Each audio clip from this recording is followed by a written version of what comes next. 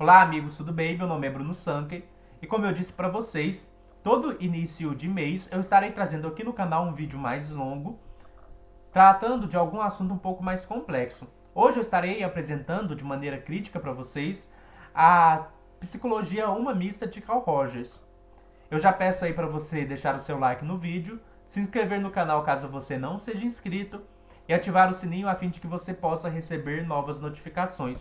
Eu estarei usando como texto de base o texto Apontamentos Críticos à Teoria da Mudança de Carl Rogers, de Maria Luísa Sandoval Schmidt, que se encontra no livro Prática Psicológica na Perspectiva Fenomenológica. Essa apresentação se dividirá em 6 partes. Na primeira, eu tratarei da distinção entre os paradigmas de mudança e cura. Na segunda, eu tratarei da distinção de duas posturas que existem no Carl Rogers, que é de cientista e experiencialista. Depois eu estarei trazendo na terceira parte alguns conceitos rogerianos. Na quarta parte eu falarei sobre o indivíduo da perspectiva rogeriana. E na quinta parte eu estarei falando de algumas construções para a mudança construtiva da personalidade. E por fim, na sexta parte, eu estarei trazendo alguns problemas, algumas críticas que a gente pode fazer à teoria de Carl Rogers. Então vamos lá. A gente pode dizer que na psicologia, a gente pode encontrar duas maneiras de lidar com problemas psicológicos, dois paradigmas. Um seria o paradigma da mudança e o outro seria o paradigma da cura. Mudança e cura são duas maneiras, talvez polares, de interpretar os pedidos de ajuda, que chegam na clínica psicológica. Aquela que se cobra no momento de crise para continuar a existir e aquela que intenta livrar-se de algo que incomoda, como corpo estranho, como doença, distúrbio ou desvio. O que eu estou querendo apresentar aqui?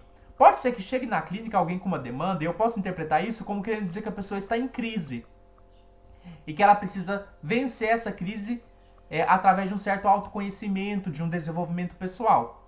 Mas eu posso entender também que a pessoa está em crise e significa que ela está doente, que ela precisa de cura e tratamento. Então aqui a gente vê que tem dois paradigmas diferentes de interpretar os problemas psicológicos. Um seria aquele que vê uma doença no indivíduo e que busca tratá-la, e o outro seria o paradigma da mudança, de que a pessoa precisa de um autodesenvolvimento, de um autoconhecimento, e por aí vai. O paradigma da cura, a gente encontra ele muito presente, por exemplo, na psiquiatria. A psiquiatria, ela tornou literal a metáfora da doença mental, criando supostos transtornos sem apresentar provas orgânicas. O que isso quer dizer? A psiquiatria, ela interpreta os problemas psicológicos no sentido de doença. Só que se a gente for parar para pensar, a palavra doença mental é uma metáfora, ela não é literal. Assim, a gente sabe que existem doenças no corpo, doenças orgânicas. Quando a gente fala de doença mental, não tem como a gente pensar uma doença na mente, né? Doença, quando é doença, é orgânica. Mas a gente usa essa metáfora para falar dos problemas psicológicos. Só que a psiquiatria não entende isso como metáfora, ela entende isso como literal.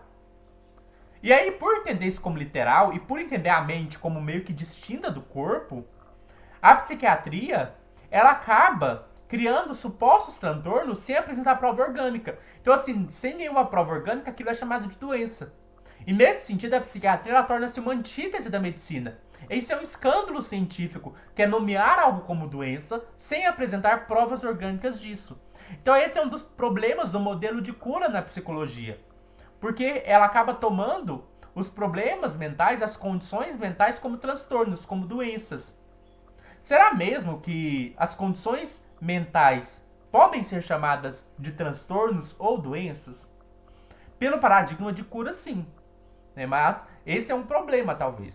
Porque seria chamar algo de doença sem apresentar provas orgânicas. É claro que tem transtornos mentais com uma base orgânica, mas nem todos. Existem algumas coisas que são diagnosticadas como transtornos e você não precisa apresentar nenhuma prova orgânica daquilo. Você vai no psiquiátrico, o psiquiatra não te pede um exame do seu cérebro, alguma coisa nesse sentido, nem sempre. Então isso é um problema. Como assim isso é doença se não tem prova orgânica? Agora, o outro paradigma é o paradigma da mudança. Esse é o paradigma que a gente encontra na psicologia humanista, do Carl Rogers.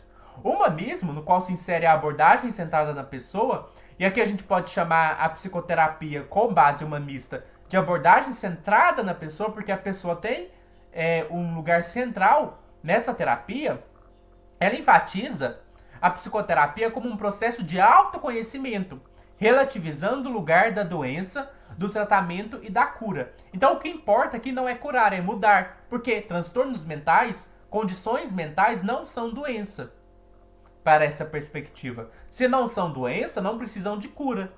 O que é necessário, então, se uma pessoa está numa condição psicológica que lhe é prejudicial? Ela precisa de mudança e não de cura. Então, a gente vai ter como objetivo aqui tratar um pouco da teoria rogeriana, focando nessa questão da mudança, né, em como ela trabalha essa questão da mudança. E também a gente vai ver, como eu disse, as limitações dessa teoria. Primeiro, eu falei que na segunda parte nós vamos considerar uma distinção que existe no Carl Rogers de uma postura de cientista e de uma postura de experiencialista. O que quero dizer com isso? Carl Rogers, ele é um teórico que buscou integrar duas abordagens um tanto incomensuráveis. Uma que é o positivismo lógico e a outra que é o pensamento existencial. O Rogers tem influência dessas duas abordagens, tanto do positivismo lógico quanto do pensamento existencial. Por causa do positivismo lógico, o Carl Rogers ele tem uma postura muito de cientista. E por causa do pensamento existencial, da influência do pensamento existencial, ele tem uma postura mais experiencialista, que valoriza a experiência. Então, a gente vê no Carl Rogers uma combinação dessas duas coisas. A gente vê nele uma combinação de valorizar muito a experiência clínica e aquilo que se traz ali na experiência com o paciente vivo ali, naquela experiência orgânica, mas também ele se preocupa muito em apresentar dados científicos que comprovem a sua teoria. Né? Dados estatísticos, dados psicométricos, dados experimentais que possam comprovar as posturas que se deve tomar na clínica. Então, a gente vê no Carl Rogers tanto uma valorização do encontro existencial com o outro ali no atendimento, mas também, ao mesmo tempo, uma valorização das observações que derivam em hipóteses postas a provas por instrumentos de medida. Então, a gente vê no Carl Rogers uma junção entre um investigador pautado pela objetividade e, ao mesmo tempo, um terapeuta que se orienta pela subjetividade. Então, o Carl Rogers ele entende que a avaliação quantitativa, experimental, científica e objetiva é importantíssima para a psicologia. Mas ele não se limita a isso, ele também defende que é necessário valorizar a experiência subjetiva. Vamos agora, que a gente já entendeu essas questões, tratar da terceira parte, em que eu vou estar apresentando alguns conceitos rogerianos. O primeiro conceito é o que seria um terapeuta, uma definição de terapeuta. O Carl Rogers ele faz uma autodefinição, ele vai falando de si mesmo para definir o que é um terapeuta. Ele diz: um terapeuta eu me defino não como um cientista, não como um médico que procura diligentemente o diagnóstico e a cura, mas como uma pessoa que se insere numa relação pessoal. Enquanto eu olhar para ele como um objeto, o cliente tenderá a tornar-se apenas um objeto. O que Rogers quer dizer que um terapeuta é a pessoa que ali na terapia ela não assume o lugar de cientista, nem de um médico que vai curar. Como eu disse, não é o paradigma da cura. Mas de uma pessoa que ela vai se inserir numa relação experiencial, pessoal e subjetiva.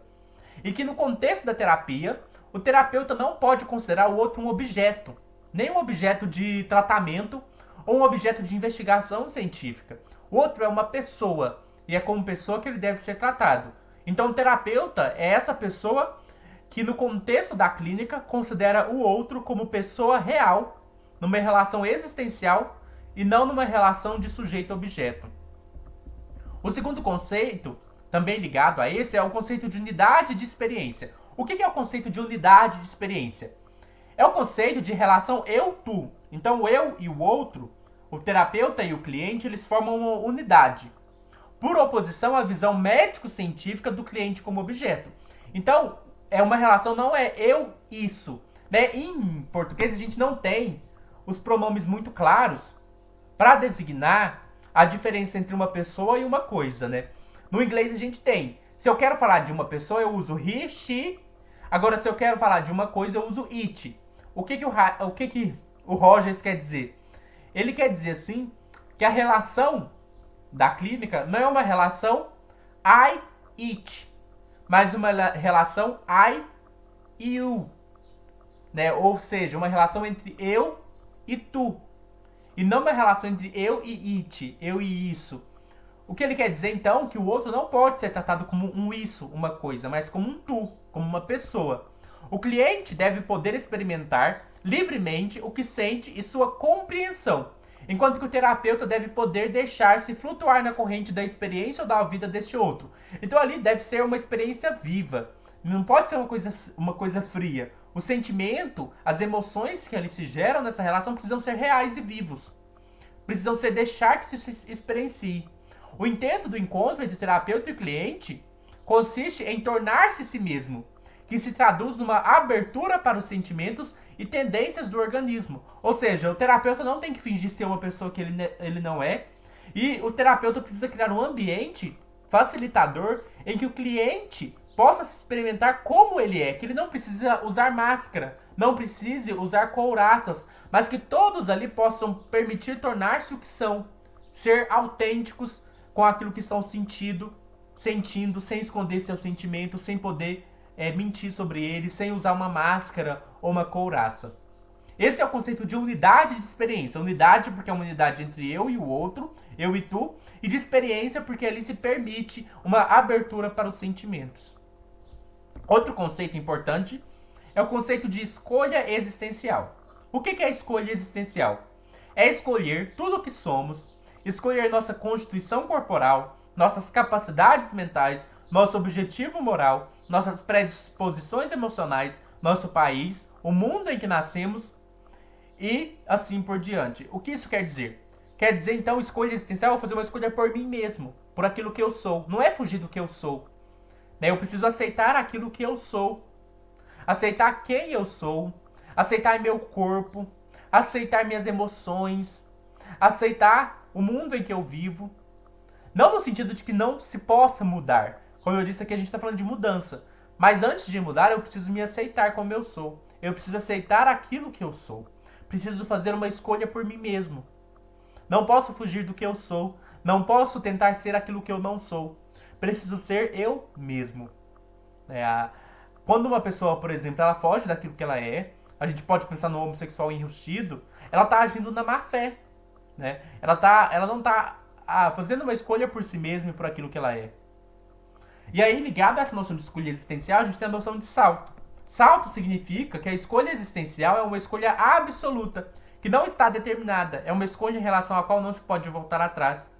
Quando a gente faz uma escolha por nós mesmos, não tem como voltar atrás.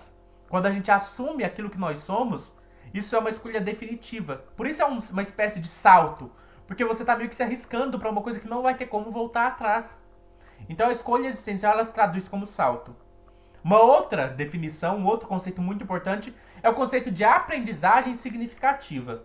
O que é aprendizagem significativa? São descobertas de autoapropriação baseadas na experiência. É uma aprendizagem experiencial e autoapropriante que tem o mundo dos sentimentos como matéria. É uma compreensão íntima de um estado do organismo total, unificado, imediato e instantâneo que sou eu. Então a aprendizagem significativa é aquela aprendizagem que se dá por meio da experiência. E a clínica possibilita isso. Para que haja mudança, é preciso haver aprendizagem. Essa aprendizagem não é uma aprendizagem de ler livros, de estudar. É uma aprendizagem que tem significado no sentido de que eu me aproprio da experiência. É um significado experiencial. É uma aprendizagem na qual se dá através dos sentimentos, da experiência do organismo, da experiência emocional. Então é uma aprendizagem existencial, uma aprendizagem significativa, em que eu me aproprio daquilo que eu aprendo da experiência. Outro conceito importante do Rogers é o conceito de metodologia científica. Como eu disse, o Rogers ele tenta conciliar tanto a abordagem existencial quanto o positivismo lógico, uma abordagem mais científica. Qual que seria o objetivo da ciência? Porque até que parece que o Rogers dá muito valor à experiência, ao subjetivo. Mas o Rogers vai falar assim que por mais que o subjetivo seja importante, é preciso haver uma metodologia científica. Por quê? A metodologia científica funcionaria como meio de evitar que o terapeuta se engane relativamente às intuições subjetivas formadas. É um meio eficaz de se precaver da autoilusão. Serve como auxiliar na tentativa de comprovar o sentimento pressentido, a intuição ou a hipótese subjetiva com o fato objetivo. A subjetividade está na origem da ciência e a ciência, por sua vez, corrige os erros e as distorções dessa origem. O que o Rogers quer dizer? O psicólogo ele deve partir de sua experiência subjetiva, existencial. E aí, a partir dessa experiência, ele vai ter várias intuições. Mas, vamos supor que eu tenho uma intuição aqui como experiencial. Eu tenho a intuição de que uma pessoa só muda se eu aceitar ela como ela é. Essa intuição é muito boa, ela surge da experiência, é subjetiva. Olha, eu tenho uma intuição de que para uma pessoa mudar, para uma pessoa melhorar, eu preciso aceitá-la como ela é. É uma intuição que eu tenho, subjetiva a partir da experiência. Agora eu preciso colocar essa intuição à prova. Como eu colocar à prova? Olha, eu posso fazer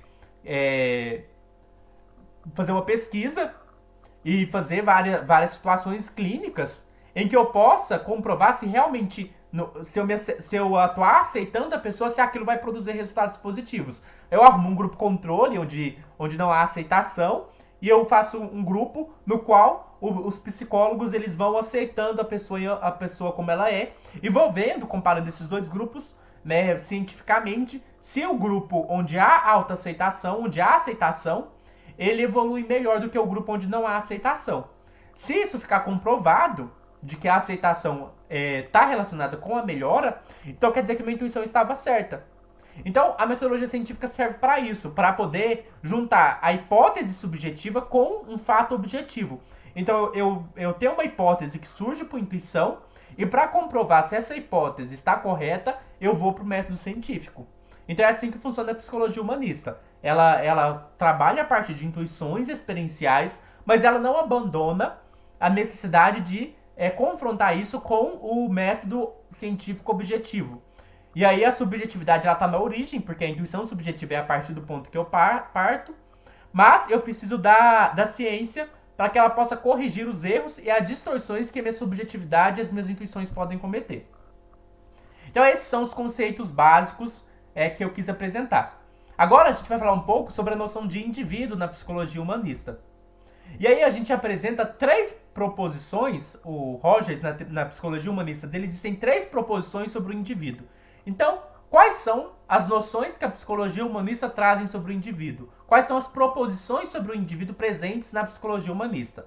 Vamos lá. A primeira proposição é que o indivíduo pode ser entendido como centro de um mundo de experiência em permanente mudança. Este mundo é designado como campo fenomenal, experiencial ou perceptivo. Então, o primeiro ponto é que o indivíduo ele não é separado do seu mundo.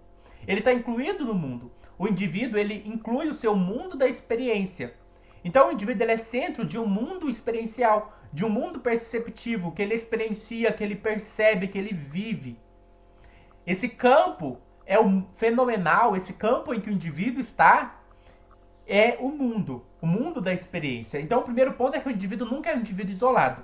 O indivíduo é sempre um indivíduo num campo experiencial, no mundo perceptivo. O segundo ponto, a segunda proposição sobre o indivíduo presente na psicologia humanista, a gente chama de regra de ouro da psicoterapia. Qual que é a regra de ouro? Qual que é a lei fundamental da psicoterapia? A lei fundamental da psicoterapia é que o campo perceptível, tal como aprendido e vivido por um indivíduo, é para ele a realidade. O que isso quer dizer? Que não importa muito o mundo real exterior ao indivíduo. Como é esse mundo de fato. O que importa é o mundo como o indivíduo o experiencia. Porque o mundo lá fora, ele não tem contato, né? O mundo que o indivíduo tem contato é o mundo como ele experiencia, como ele percebe. Então, independente se uma coisa aconteceu literalmente ou não, aquilo afeta o indivíduo como sendo real.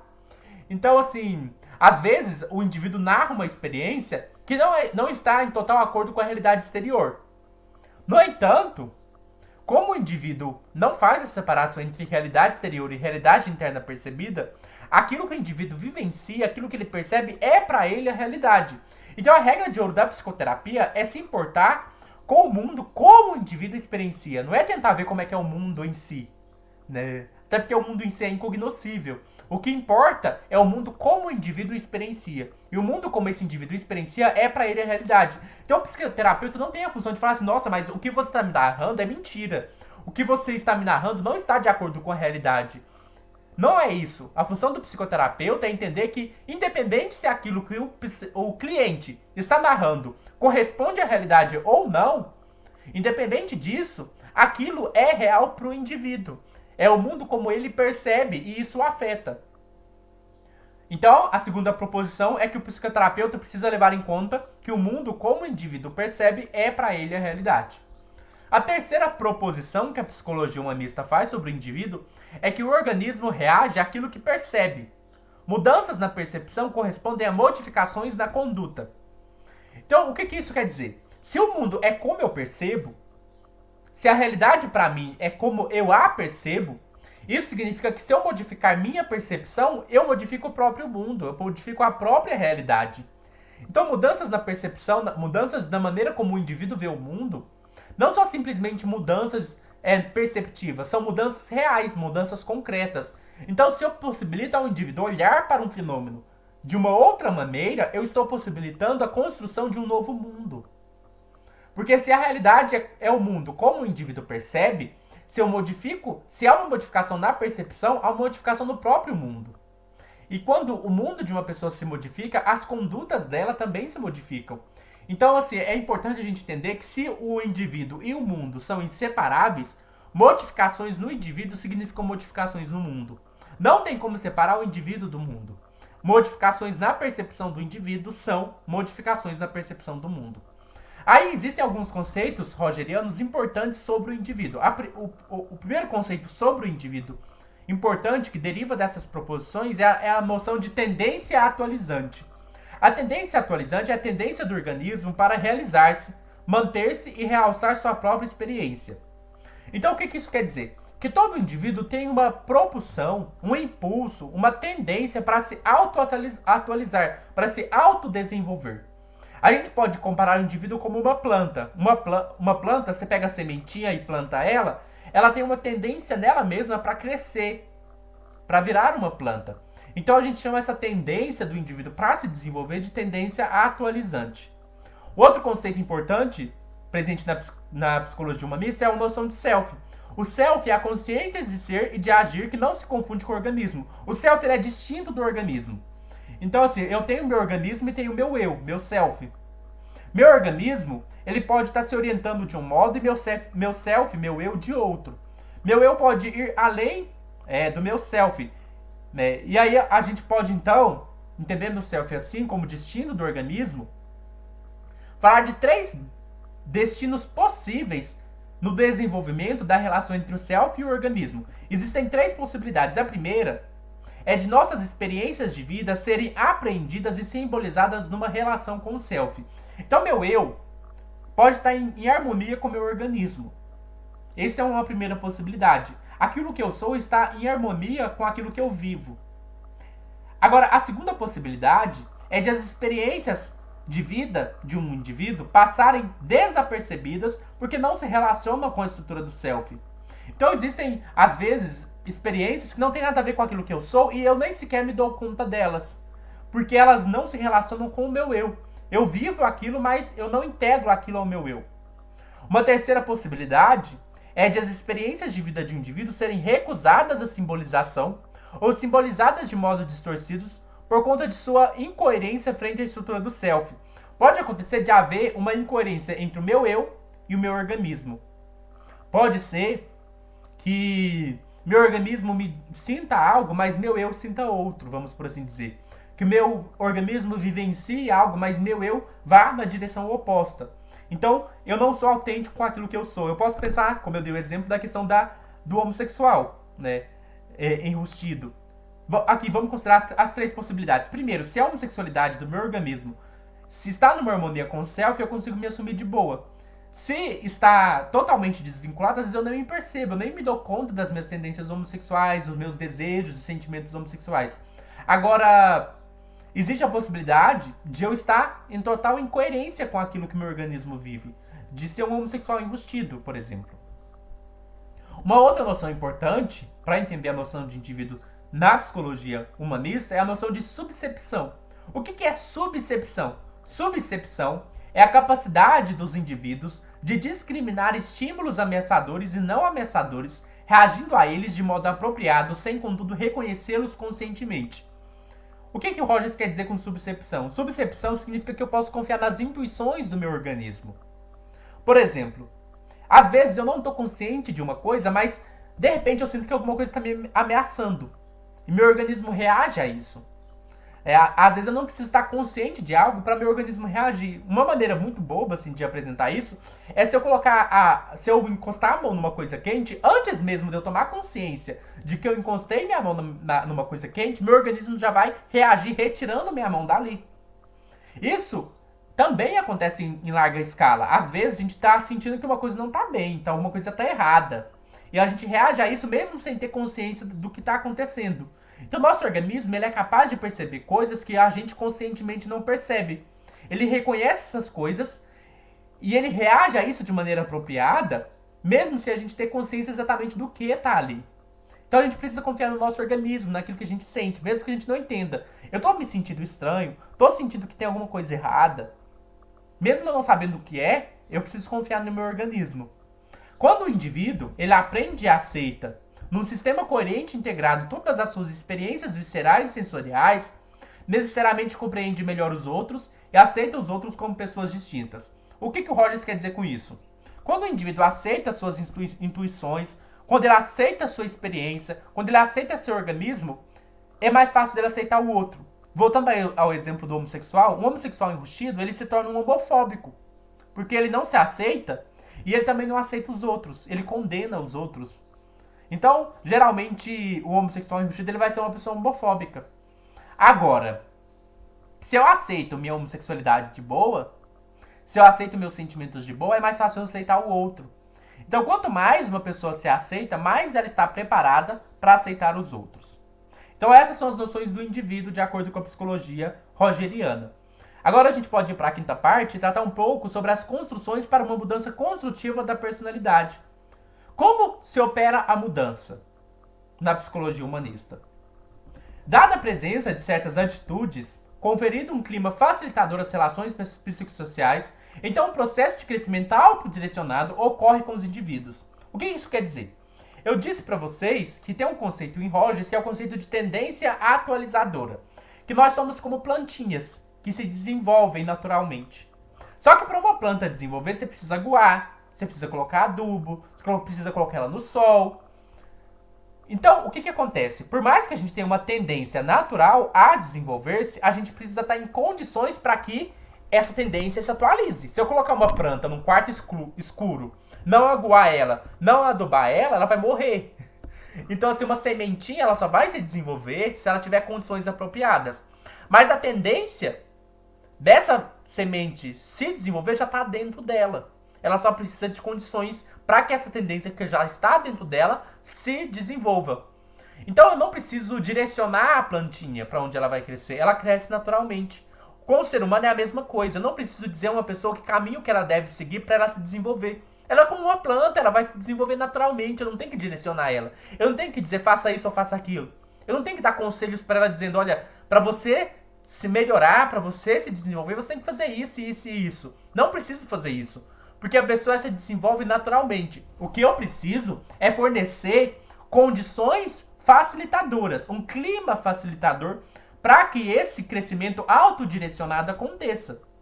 Então, assim como eu preciso colocar adubo na planta, colocar ela no sol, eu preciso fornecer condições para que o indivíduo se desenvolva. E quais que são essas condições? Né? Para a gente entender essas condições, a gente precisa entender o conceito de mudança construtiva da personalidade. Quando eu deixo o indivíduo se desenvolver, eu estou possibilitando uma mudança terapêutica, uma mudança construtiva da personalidade. Quer dizer que a personalidade do indivíduo está mudando de forma positiva. Como que a gente pode definir então uma mudança terapêutica, uma mudança construtiva da personalidade? Uma mudança construtiva da personalidade é uma mudança na estrutura da personalidade de um indivíduo, tanto em nível superficial quanto em nível mais profundo, numa direção que os clínicos concordariam que significa maior integração, menos conflito interno, mais energia utilizável para um viver efetivo, mudança de comportamento no sentido de um afastamento de comportamentos geralmente considerados imaturos e na direção daqueles considerados como amadurecidos. Então essa mudança da plantinha, se a gente for pensar, a plantinha se desenvolve e ela amadurece. O indivíduo também. Se o indivíduo mudar de maneira construtiva, ele vai amadurecer. E ele vai ser mais integrado. Porque ele não vai rejeitar quem ele é. Então, voltando no exemplo do homossexual enrustido, o homossexual enrustido é uma pessoa fragmentada, porque uma parte dela não concorda com o que ela é e outra parte dela é. Né? Uma parte dela é homossexual e outra parte condena isso. É uma pessoa fragmentada. Agora, se eu penso numa pessoa inteira, completa, integrada, ela se aceita como ela é. Ela aceita seus sentimentos, ela aceita sua experiência, ela aceita seu corpo. Então, uma mudança construtiva é uma mudança que vai num caminho de maior autoaceitação, de maior integração, de menos conflito interno, de menos fragmentação. E aí, voltando ao exemplo da plantinha, eu disse que para uma mudança acontecer, precisa de condições. Assim como a planta precisa da terra, da água, do sol. E quais que são as condições no caso de nós seres humanos? O que corresponde ao adubo, ao sol, à água, quando se trata do autodesenvolvimento de nós, seres humanos? O Rogers acredita que existem 6 condições para que uma mudança construtiva da personalidade aconteça. Então, quais são essas condições? A primeira, que 2 pessoas estejam em contato psicológico. Então, eu preciso ali de haver uma relação eu e outro, uma relação entre 2 pessoas, precisa estar acontecendo. A segunda condição é que a primeira, a quem chamaremos cliente, esteja num estado de incongruência, estando vulnerável ou ansiosa. O que isso quer dizer? O Rogers chama o paciente de cliente. Ele não chama de paciente porque ele não trabalha com a noção médica de cura. Então ele chama de cliente. O cliente, ele precisa, num primeiro momento, estar desintegrado. Como é que ele vai se integrar sem antes estar desintegrado? Então a segunda condição é que nesse primeiro momento o indivíduo esteja desintegrado, até para que ele possa se integrar.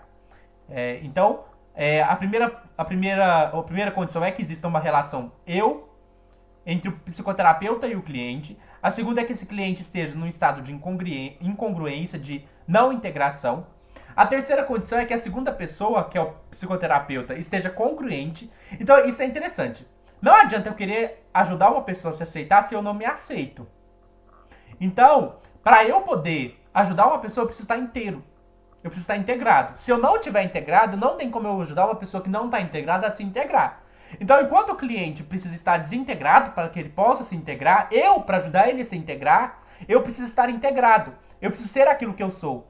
Isso, se a gente for para pensar, vamos supor um psicoterapeuta que está ali na sessão e sente um monte de coisa, e ele fala assim, não posso mostrar para o meu paciente que eu estou sentindo. Eu preciso ficar numa posição de neutralidade. Isso não vai ajudar a pessoa a mudar, porque você vai estar sendo não integrado. Uma parte de você está sentindo um monte de coisa e outra parte de você está tentando ser neutra, está tentando não sentir, está tentando não comunicar sentimentos. Isso não pode acontecer. O terapeuta precisa estar inteiro na relação. Porque o que acontece? Se eu estou sentindo uma coisa e eu não comunico isso, por exemplo, se eu estou ali com o meu paciente e eu sinto uma certa raiva, e eu falo para o paciente, não, eu estou aqui sentindo muito amor por você, não estou sentindo raiva, você é uma pessoa maravilhosa. O que está acontecendo? Minha boca fala uma coisa, mas meu corpo, meu organismo está transmitindo outra. E meu cliente, ele vai perceber isso. Ele vai perceber que o que eu estou falando está incongruente com aquilo que eu estou sentindo. Então, se um terapeuta não é inteiro na relação, não adianta. Não adianta. Ele precisa ser aquilo que ele é. Então, não adianta eu querer assumir uma certa neutralidade, não sentimentalidade na terapia. Eu preciso ser aquilo que eu sou como terapeuta. Preciso sentir aquilo que eu sinto e preciso ser autêntico com o meu paciente. Eu preciso ser verdadeiro com ele. Se eu não for verdadeiro com o meu paciente, como eu poderei exigir dele que ele se torne uma pessoa verdadeira? Se eu não me aceito, como eu posso requerer do meu paciente que ele se aceite? Como eu poderei ajudar uma pessoa a se aceitar se eu não me aceito, né? Se eu não sou real, se eu não sou autêntico. A próxima condição, né, que é a quarta posição, é que o terapeuta experiencie consideração positiva incondicional pelo cliente. O que isso quer dizer? Quer dizer que é uma aceitação incondicional. Não importa o que o meu cliente me falar, eu preciso aceitá-lo como ele é. Então vamos supor que meu terapeuta chegue lá e fale assim, nossa, eu matei uma pessoa. Se eu reagir a isso falando assim, olha, você é um assassino, que horrível, você é uma pessoa má. Não, eu não posso agir assim. Eu preciso ter uma consideração positiva e incondicional pelo meu cliente. Por que eu tô falando isso? Se eu não aceito o meu cliente incondicionalmente, ele vai mudar para me agradar e não por aquilo. Ele não vai mudar porque ele quer mudar. A gente pode comparar uma criança, por exemplo. Se uma criança faz bagunça e eu falo assim pra ela: olha, se você ficar fazendo bagunça, eu não te amo mais. Se você ser assim do jeito que você é, eu não vou te amar mais. A criança ela vai mudar para receber amor, né? Vamos supor se um pai fala assim: se você continuar fazendo mais bagunça, eu não vou gostar mais de você. O que o pai está comunicando para essa criança? Eu só vou gostar de você se você mudar. Um terapeuta nunca pode comunicar isso para o seu paciente. Um terapeuta nunca pode dizer para o seu paciente que ele só vai poder ser aceito se ele mudar. Porque senão não vai ser uma mudança real, vai ser uma mudança para agradar os outros. Não vai ser uma mudança autêntica. É por isso que o terapeuta precisa amar o seu paciente incondicionalmente. Não importa se ele vai mudar ou não vai mudar. O que importa é que ele é aceito como ele é. Só essa aceitação é capaz de produzir uma mudança real. Pode parecer paradoxal, porque eu tô falando assim, então quer dizer que eu tenho que aceitar um assassino como ele é? E aí quer dizer que o assassino vai continuar sendo assassino? Não, é justamente o contrário. É por eu aceitar o assassino como ele é que ele pode mudar verdadeiramente. Porque se eu não aceitar ele como ele é, a mudança dele não vai ser real. Então, para uma pessoa mudar de verdade, eu preciso amar ela incondicionalmente. Eu preciso aceitá-la como ela é. Eu não posso querer que a pessoa mude para me agradar. Então, o terapeuta ele precisa experienciar uma consideração positiva incondicional pelo cliente. A quinta condição para que haja uma mudança concreta, uma mudança construtiva, é que o terapeuta experiencie uma compreensão empática do esquema de referência interno do cliente e se esforce por comunicar essa experiência ao cliente. Então, é essencial que o terapeuta viva uma relação de empatia. Essa noção de empatia é muito importante. Empatia não significa eu simplesmente tentar refletir o sentimento do cliente. Tem muita gente que entende errado a noção do Carl Rogers de empatia. Eles acham que empatia é eu espelhar o que o paciente está sentindo. Não é exatamente isso. Tem muita gente que acha que o Carl Rogers ele propunha que você fosse como um espelho para o paciente e repetisse tudo o que o paciente diz. Como se o paciente falasse: nossa, eu estou me sentindo feliz. Aí o terapeuta dissesse: estou percebendo que você está se sentindo feliz. Isso não é empatia, só repetir o que o paciente disse. Então, empatia não significa isso. Empatia é uma sensibilidade para ressaltar as vivências do cliente, ajudando-o a focalizar seu significado e sentido. Então, empatia é o poder comunicar para o paciente o que ele sente, de uma forma que ele possa focalizar o significado daquilo que ele está sentindo, daquilo que ele está vivenciando. Não é simplesmente eu repetir o que o paciente disse. Não é simplesmente eu falar o que o paciente já falou. Mas é eu comunicar para o paciente aquilo que ele está sentindo de uma forma compreensiva, de uma forma empática, de uma forma que eu mostre para ele que eu aceito aquilo que ele está sentindo de maneira incondicional. Se o meu paciente está com raiva, eu comunico para ele: olha, está aí presente a sua raiva, mas tentar focalizar o que essa raiva significa, tentar entender o que essa raiva significa, de onde vem essa raiva, qual que é o sentido dessa raiva. E mostrar para o paciente que, mesmo ele sentindo raiva, eu aceito ele como ele é, eu aceito essa raiva dele, eu acolho essa raiva dele.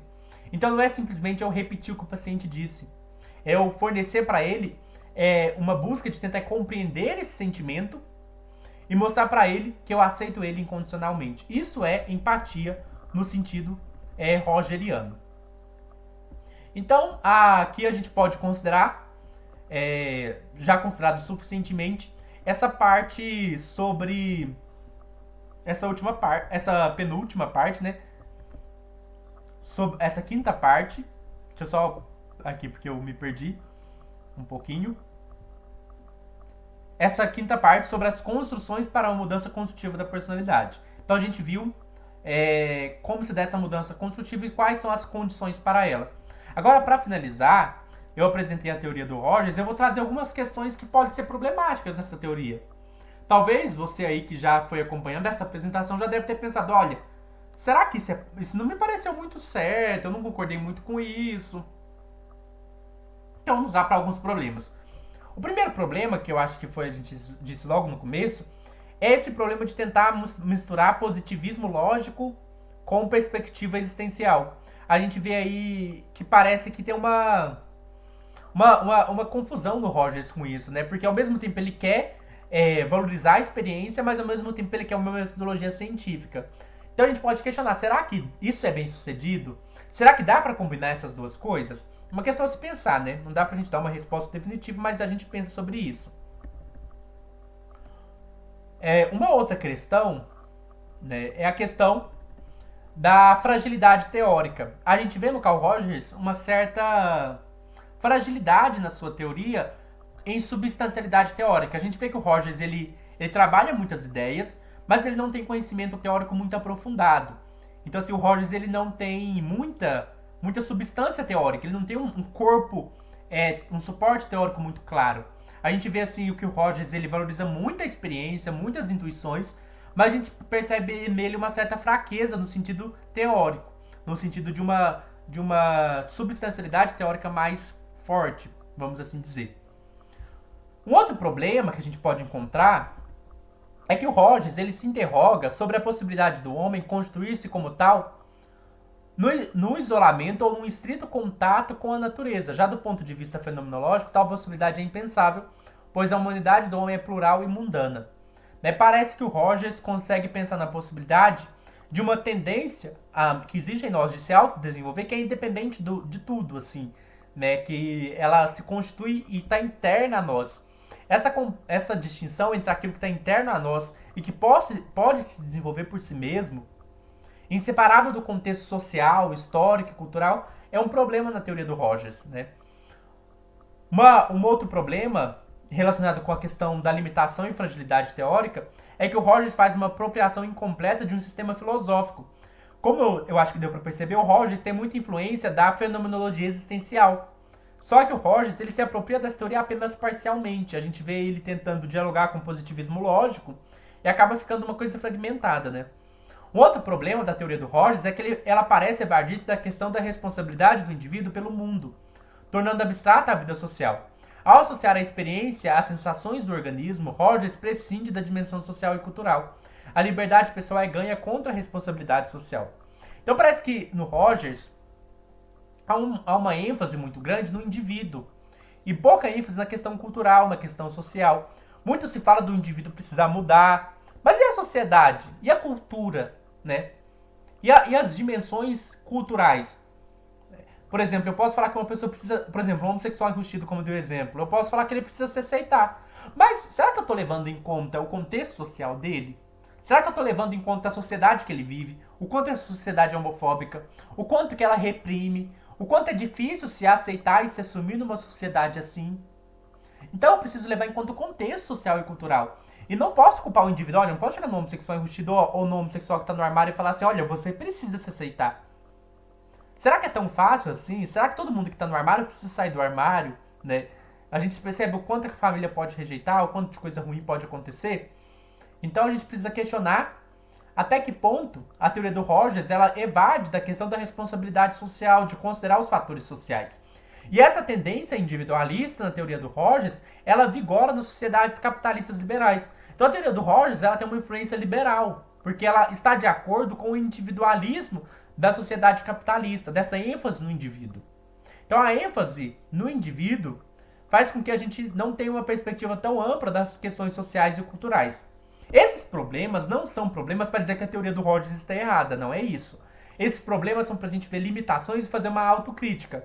A psicologia humanista ela tem diversos avanços, ela é impressionante, ela é muito boa, só que ela tem problemas como qualquer outra teoria, e a gente precisa colocar esses problemas em perspectiva e tentar fazer uma autocrítica e pensar como a gente pode manter essa teoria e fazer ajustes nela para que ela possa incorporar essa crítica social, para que ela possa incorporar uma autocrítica. Então é isso, gente. Eu espero que vocês tenham gostado. Lembrando para vocês que um vídeo assim mais longo é só uma vez por mês no canal. Eu peço aí já para você, se você não deixou, deixa aí o seu like no vídeo, se inscreva no canal caso você não seja inscrito. ative o sininho para receber novas notificações. Se você gostou do vídeo, compartilhe com seus amigos. E deixa aí no comentário se você tem alguma questão, alguma dúvida, alguma colocação. E até mais.